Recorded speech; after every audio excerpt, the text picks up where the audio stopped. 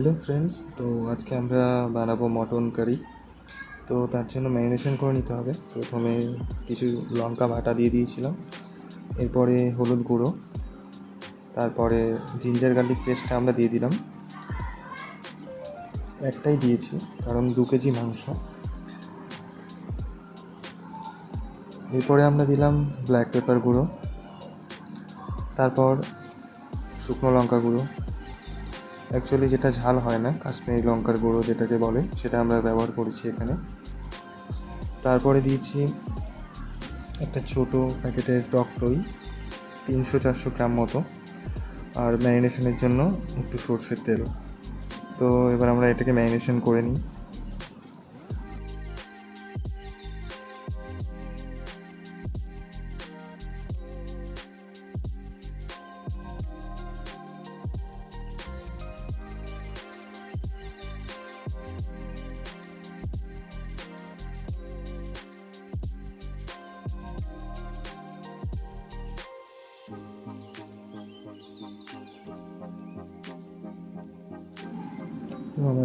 আমাদের ম্যারিনেশন করা কমপ্লিট হয়ে গেছে। এটাকে আমরা কিছুক্ষণের জন্য রেস্টে রেখে দেবো, মিনিমাম 30 মিনিট মতো। আদাটা একটু পেস্ট করে নেব, তারপরে সাথে সাথে রসুনটা আর একটু কাঁচা লঙ্কা, যেটা রান্নার সময় লাগবে, সেটা আমরা পেস্ট করে নেব।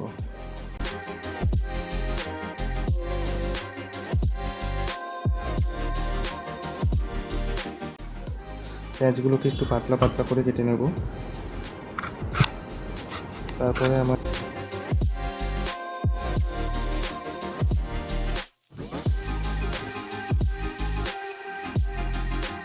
অন্যদিকে আলুগুলোকে বড় বড় করে কেটে গরম জলে সেদ্ধ করে নেওয়া হয়ে গেছে।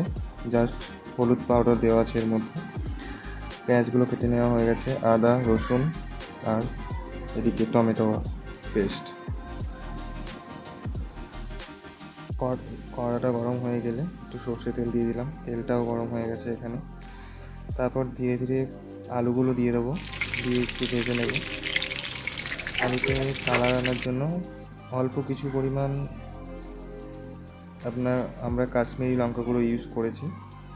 তো আলুটা ভালোভাবে ভেজে নেওয়ার পর গরম তেলের মধ্যে আমরা গোটা গরম মশলা দিয়ে দিয়েছি। তারপরে কেটে রাখা পেঁয়াজগুলো আমরা এখানে দিয়ে দিলাম, আর পেঁয়াজটাকে ভালো করে ভেজে নেব।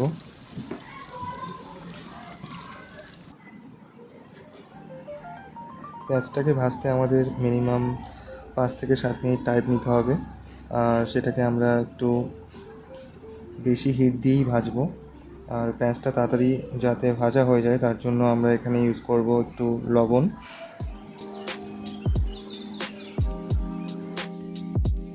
ভালো করে ভেজে নিতে হবে যাতে পেঁয়াজের কালারটা ঠিকঠাক চলে আসে। এরপরে আদা বাটা আর রসুন বাটাটা আমরা অ্যাড করলাম।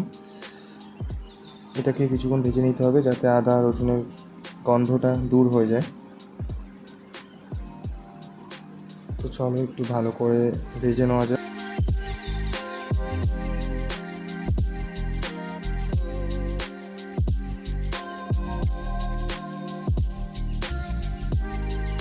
এরপর কাঁচা লঙ্কা বাটাটা আমরা দিয়ে দেবো এর উপর।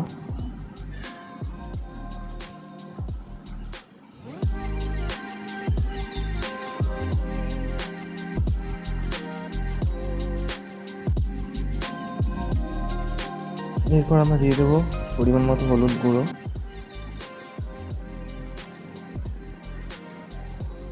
তারপরে একটু কাশ্মীরি লঙ্কা গুঁড়ো কালারের জন্য। তারপর আমরা দেব 3 চামচ মতন ধনে পাউডার আর 2 চামচ মতন জিরে গুঁড়ো দেব।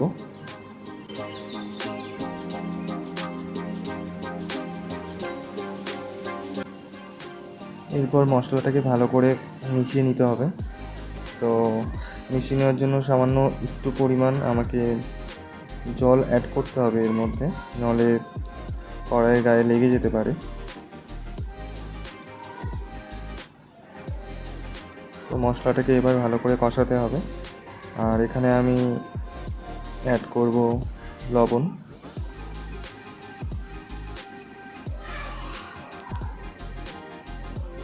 তারপরে মশলাটাকে মিনিমাম 3 থেকে 4 মিনিট ভালো করে কষিয়ে নিতে হবে।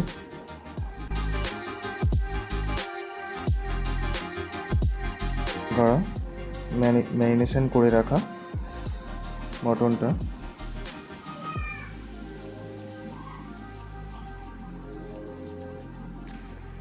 তো এর উপরে আমি এবার দেবো যেটা টমেটো পিউরিটা ছিল সেটা আমি দিয়ে দেবো, দিয়ে ভালো করে একটু কিছুক্ষণ কষাবো, কারণ টমেটোর গন্ধটা যাতে চলে যায়। জলটা দিয়ে বেরিয়ে গেছে, এরপর আমি ঢাকা দিয়ে কিছুক্ষণ রান্না করব, মিনিমাম 15 থেকে 20 মিনিট। তারপরে কষানো হয়ে গেলে মাংসটা কষানো হয়ে যাওয়ার পর এবারে আলুটা অ্যাড করে দেবো আর জলটা দিয়ে 45 মিনিট মতন ফোটাবো।